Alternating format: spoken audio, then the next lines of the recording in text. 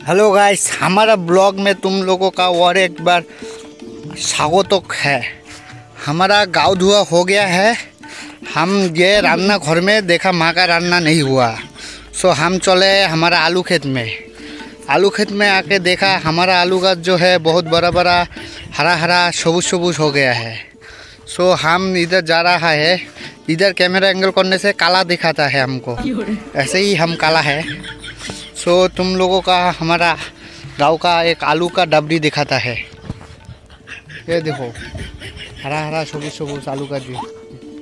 ये डबरी जो होता है ये हमारा जेडा का डबरी होता है, और उधर जो डबरी है वह एक दादू का लगता है, और हमारा आलू खेत है उस साइड में।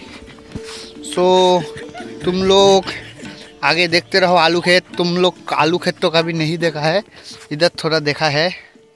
सो ব্লগ ইজ এন্ডিং। মোর ভোগ ধরছে, তোমরা দেখতে থাকো।